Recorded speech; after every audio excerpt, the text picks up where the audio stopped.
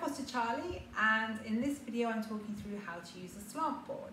You can buy one from the internet, or if you would like to try the homemade one that I've got on my YouTube channel, before you buy one, have a look and see what I've done there. It's under homemade slant board. But if you already have a slant board and you're kind of wondering how to use it, or if you're on the fence whether or not you want to buy one, watch this. So this slant board has 4 levels that you can go up on. I suggest using the first level and not going straight to the top one like I did with a massive ego, and I couldn't use my feet for about 5 minutes afterwards. So start on the first level, work your way up, try and do 5 minutes, aim for 5 minutes, and ideally you want to be using 10 minutes on the level that suits you. I use 10 minutes on the second to last one, and then I do another 10 minutes on the last level. But before I do my slant board, I do some footwork as well. So get my feet really waking up, and my ankle mobility. Because if you will struggle if you start on doing any of this if your foot mobility and your ankle mobility are not that great. So we put it up against the wall. I have to wear shoes when I do this because I've got really big calves, and I also have heel spurs. So I find that this really helps me wearing shoes. This and my tower, my egoscue tower, are the only things that I ever wear shoes for when I'm doing my egoscue exercises. So you're having your, sorry my plant's in the way, your feet are hip width distance apart, and this is a good position to see what way your knees are facing, because whatever way they're facing when you're in your normal, like everyday stance, your standing posture, they're probably going to be a little bit more pronounced doing this. When I first started, my left knee was out like that, my right knee was really nice and centered. So if you're like that, and if you have something going on with your knees, depending on what it was, I'd either give you a yoga block to push against, or a yoga strap to push out against. Okay, so you need to ensure that you've got your heels, your bottom, and as much of your thoracic and your cervical spine back as possible, and your head back as possible. Now you might struggle with this if you've got a really hunched position, hunched forward position, shoulders rounded and your head forward. Don't worry, progress, not perfection. The longer you do this, the better that you will be at getting everything back and aligned. Because the idea is to have everything in alignment and to get you nice and straight.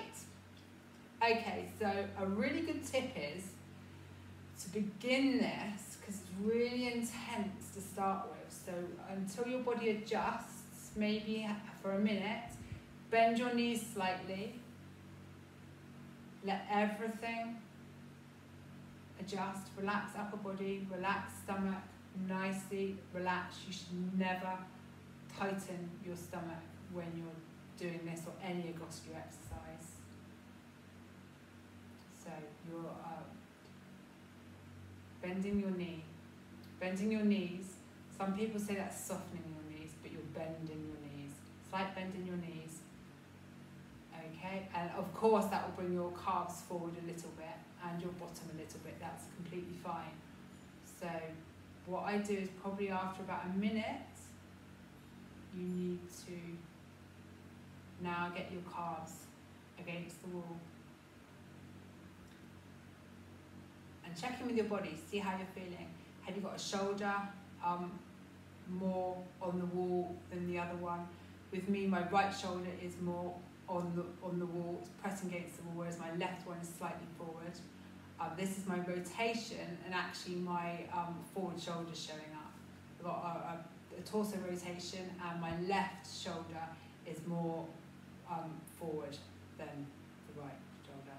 So I'm going to, another tip is also, before you start doing this, I forgot, this is really important, I found it's really important to me, check where you're centered on your board.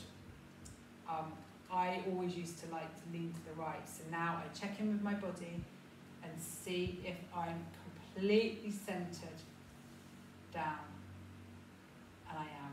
And now you know that too, so you can do that. So relax off. If you have to, get off your slant board and I shake off, because you might have a really intense feeling in your feet, in your ankles, your calves. It's a really massive calf stretch. It's a really big demand to put your body under actually doing this. So you need to work up. What I do is aim for 5 minutes, but I know it's really tough. So do, even if you have to do a minute each time, shake off, get back on again, and you can work up. Just remember to keep everything relaxed, and you're aiming to get everything back against the wall. And if you can, if you've got everything against the wall, so heels, calves, bottom, shoulders, and you can drop your head like this to give yourself a double chin. But just be aware that when you do this, your body might not be fit for it, and you might flare your ribs more, and that will push out. So if that happens, don't do that. Don't push your head. I'm not ready for that. My body's not ready for that. So I'm going to readjust. I can adjust my head's against the wall now. Okay, so give it a go and see what happens. Remember what I said, you can get off your slant board. There's no shame in that. Shake everything off. My feet, even still now when I do mine, my feet feel a bit like they could do with a good crack sometimes when I'm on my board. So sometimes I'll get off, I'll give a shake, nice shake off, get back on again. Have a go. Remember what I said, start on the first level, don't do what I did, and just work your way up. Remember to do some foot exercises first. The foot circles, pointer flexors are a good one, and the short foot's really good as well. Have a go at the slant board. Enjoy.